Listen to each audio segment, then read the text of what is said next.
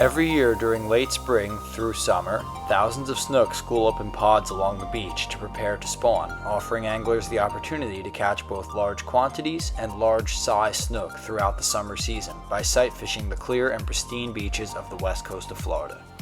In such clear water, the snook can be super finicky though, so a light leader of 15 to 25 pound maximum and small size 1, 1/0, or 2 hooks are a must.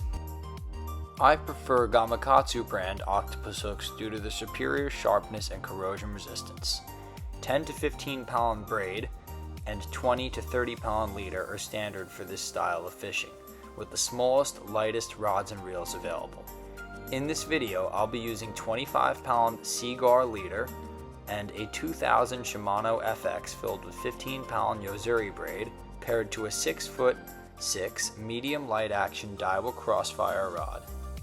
As you can see, I have some leftover shrimp from the previous fishing trip, and what I'm doing right now is taking out the dead ones so they don't foul the water and kill the rest of the shrimp.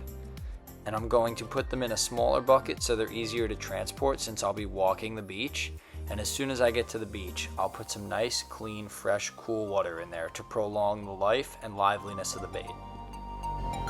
Put them in that smaller bucket.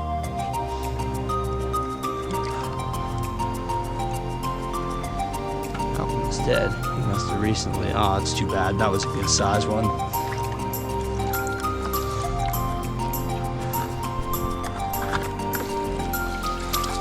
Gotcha.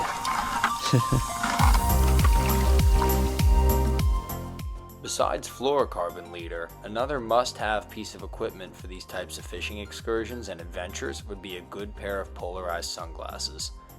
Not only do they cut the harmful glare and damaging UV rays of the sun, but they also allow you to better see fish underneath the water, which is a real advantage when it comes to sight fishing. Also, if any of you guys wanted to know the knots that I'm going to be using to rig up for these snook today, to tie the leader to the hook, I'm going to use what's called the perfection loop knot. And for snook especially, and tarpon too, I prefer loop knots because you have double the line, which means double the abrasion resistance, because snook and tarpon have very sandpapery mouths, which can fray through light leader quite easily. And the knot that I'm going to use to attach my leader to my braid is going to be the blood knot. And since the water is very clear and it's a very calm day, I'm going to keep any sort of terminal tackle and complexities within the rig to an absolute minimum. I'm not going to be using any weights, any bobbers, or even any sort of barrel swivels or clips. All I'm using is a hook and a piece of leader knotted directly to the braid. Just classic free lining, letting the shrimp drift with the current to look as natural as possible to try to evoke a strike from these very finicky snook. A huge school of snook right in front of me. There's like 25, 30 of them all along here. We're gonna see if we can get one to bite. They can be a little finicky. I might have to switch to 20 pound leader. Let's see. I'll get back to you if we hook up. Just got hit and it frayed up my leader. So I'm gonna retie with another loop knot. See if we can, man, that's too bad. They're biting. I wish I got hand-picked shrimp. I should have gotten some more shrimp, because they are chomping away today.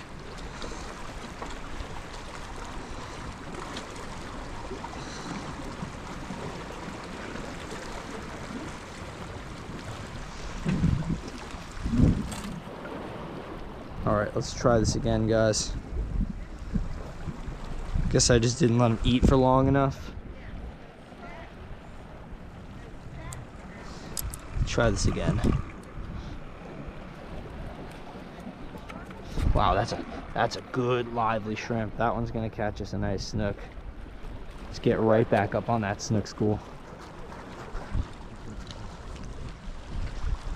Let's get right back up on that snook school and get another one. They're just sitting right here. And pitch to them. They should come right back and eat it. Let's see.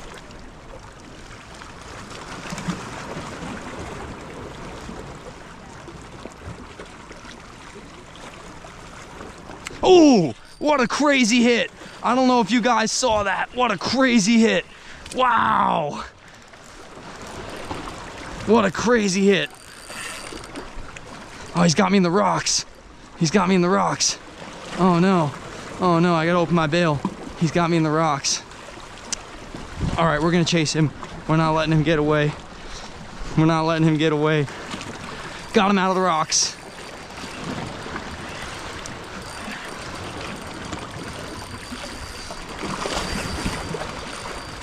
Got the little 2K with the 10-pound braid.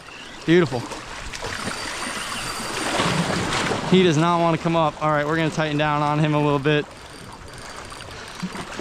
I don't know if you all saw that hit, but that was pretty exciting. I'm gonna flip him.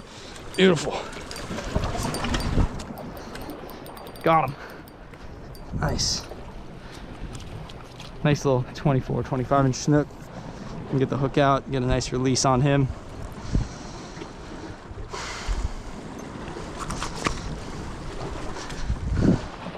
Beautiful. That's a quality fish right there. Nice little snook. Oh yeah. There he goes. Man, they're all still right there. I'm gonna retie as quick as I can and let's see if I can get another one. Let's see. That's a lot of snook. Let that go right down. Oh, he's on it, he's on it, he's on it. Munched it. Oh, I lost him. That was crazy.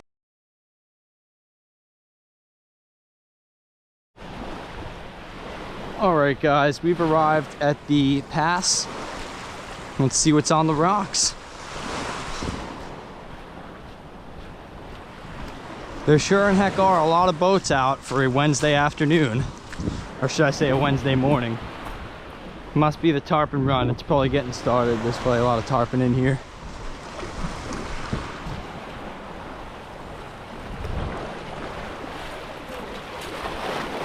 Let's take a look at what's in the water. See if there's any action.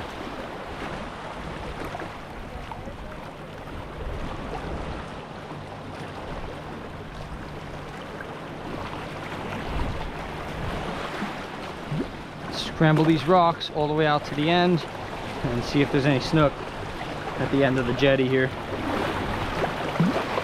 That tide is so high. My goodness. Because I know the snook like to live at the end of this jetty. And if not, maybe they'll be on that other rocky point out there. Wow, it's so deep today. That rocky point is so far offshore, it never looks like that. It's crazy. We're not even going to be able to fish that rocky point today. It's so deep because I usually wade out there. Could be nice to snorkel though.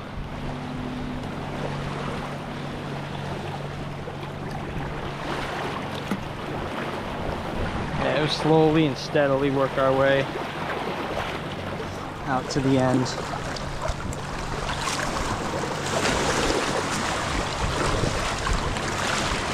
That looks like a nice rock to stand on right here.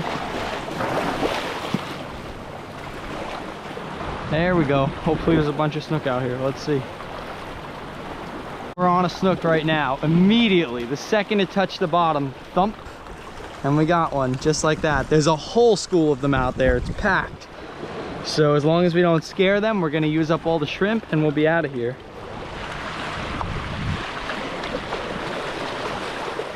They have gill plates, so you want to be super careful. This is not even how you're supposed to hold them. Beautiful. I couldn't catch any more snook on the end of that jetty because a school of little blue runners showed up and started pecking all my baits apart. And some needlefish and snappers started chewing the baits as well. So that's not gonna happen. I'll try this rock pile instead. You guys can see, but there's a pretty decent size 40-inch snook swimming right there. There's a couple of really big snook literally right in front of me. I'm dropping my line in front of them. Let's see if they want to play. Look at those big boy snook. Those are huge. Oh my goodness.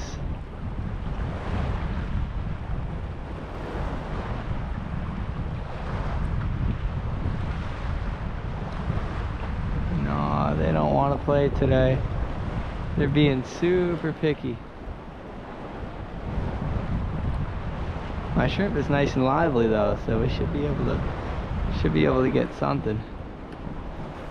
There's a big school of snook right there. There's a whole bunch. I wish I brought my my camera mount. Maybe tomorrow I'll dive this spot. So all in all, not a bad day.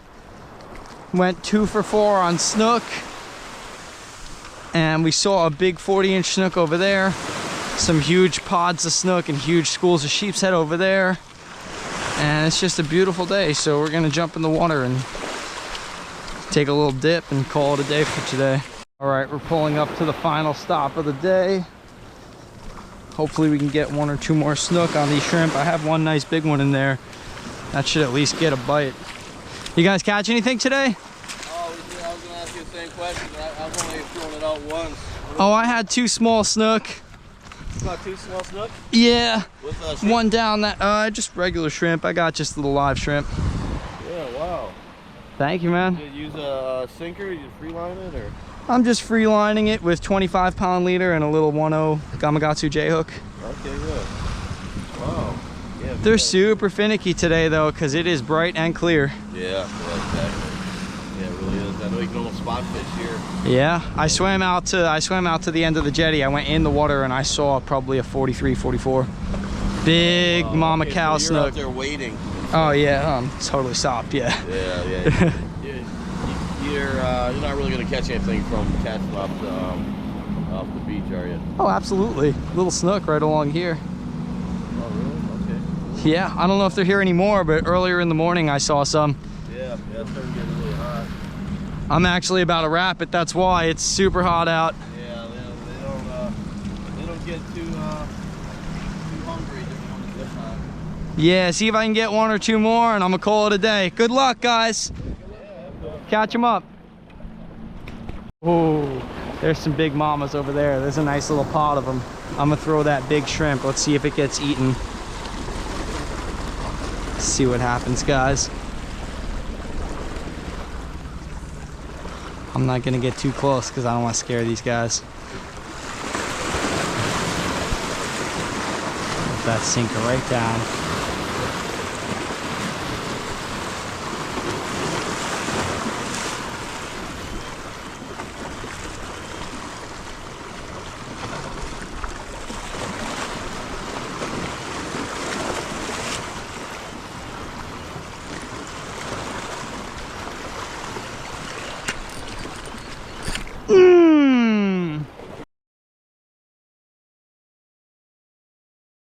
Pulling up on another big school of snook.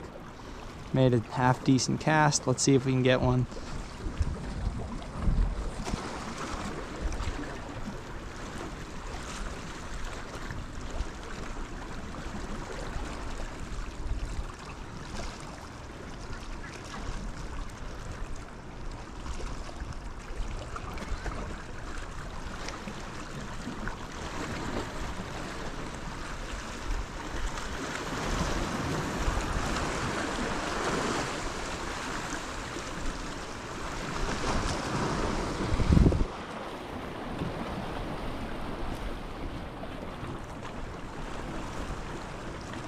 Now they're getting spooky and they're starting to scare. Oh man.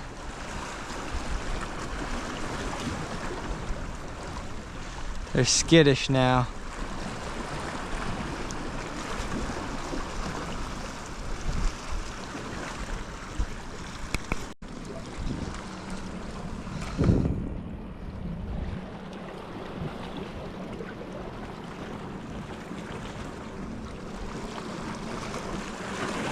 They were just blowing up the mullets like they were exploding on them.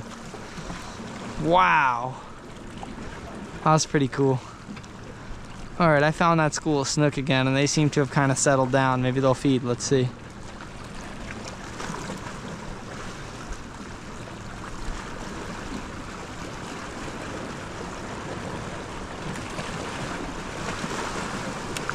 Got him. All right, last one of the day. He ain't too bad.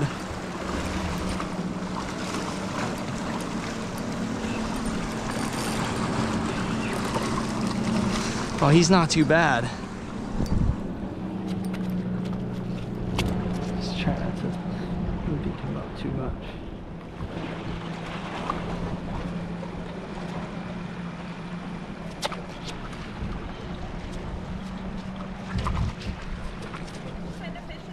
It's a snook. It's the 5th or 6th one that I've hooked today, and the 3rd or 4th that I've landed. Thank you. Was that your fish that blew up on that? No, I wish. Those are tarpon. They're exploding on mullet. Okay. Yep, that's what those are.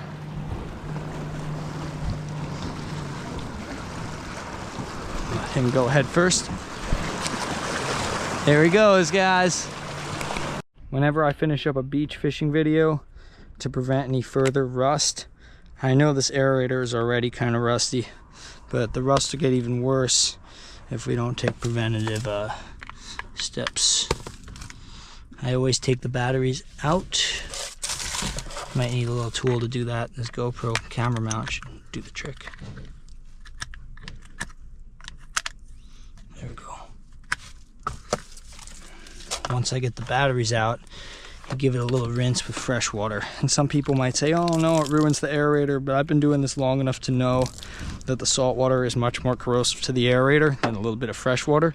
If you leave it on the dash, it'll be dry in 5 or 10 minutes in this crazy heat. And you always give the reel a little rinse as well. Give the rod a little rinse. And make sure to rinse your nail clippers and your hooks as well, and give them a little rinse. Super important to take care of your gear, especially if you go out frequently like I do. Put all that stuff up in the dash so it dries, and as soon as it's dry you want to get it out of there, because that heat and that UV rays from the sun will take a toll on your gear pretty quick. Same with your fins and your snorkel, your mask. You want to get them out of the car as soon as you get home as well. Okay guys, thank you all for watching. That's going to be a wrap for today's video. It's too bad that I couldn't continue to film, especially underwater content, to take advantage of such a beautiful clear day. I would have gotten some perfect content on the reef of snook, tarpon, redfish, barracudas, and who knows what else. But I had to go to work. I do these adventures literally every day, and I try to get content to you on a daily or at least every other day basis. But at the same time, I work at a pizza parlor almost every night, and I gotta go to work, so that's gonna be a wrap for today.